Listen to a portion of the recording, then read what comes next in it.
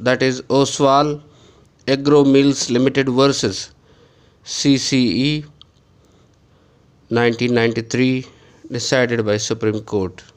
इस केस में नोसिटर एसोसिस rule apply हुआ है। नोसिटर रूल का मीनिंग हम जानते हैं, that man is known by his company, known by his association. मतलब जो वर्ड है उसका मीनिंग इसके एसोसिएशन से लिया जाएगा in case of the doubt, क्योंकि ये रूल ऑफ कंस्ट्रक्शन है। इसको तभी अप्लाई करेंगे जब there will be doubt in the language और प्रोविजन ऑफ इंस्टीट्यूट। और ऐसा ही एक डाउट इस केस में है, in the case of Oswal. Doubt क्या है? Central excise and salt act 1944 के मुताबिक सर्टेन टेरिफ आइटम्स लिस्टेड है for the purpose of excise duty. Item number 15 की दो कैटेगरीज है। कैटेगरी 1 है, it reads soap, household and laundry, जिस पे 15% टैक्स है एड वैलोरम। कैटेगरी 2 है इसकी अदर सोर्ट्स, इस पे 20% टैक्स है। तो अपीलेंट्स जिनका टॉयलेट शॉप का बिजनेस है,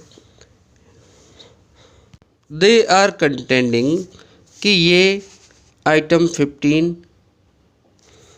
क्लॉज 1 में फॉल करेगा, because toilet shop is a household item.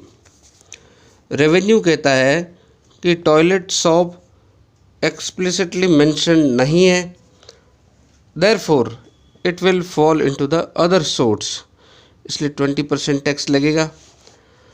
So now we see in the supreme court the appeal of appellant was allowed. इसका मतलब क्या है कि टॉयलेट सोप को हाउस होल्ड आइटम माना गया। कैसे? Now we see the noscitur rule that soap, household and laundry. The toilet soap, which is a type of soap, is taking its meaning from the word household.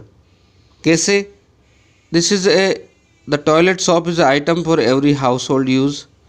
It is for the purpose of bath, used by the families, used in the household, used in a family.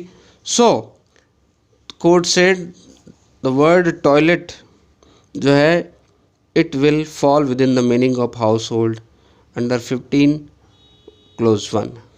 Therefore, by applying the legal setting meaning and in commercial parlance, the meaning of the toilet soap is considered to be a household item. So appeal was allowed. Thank you.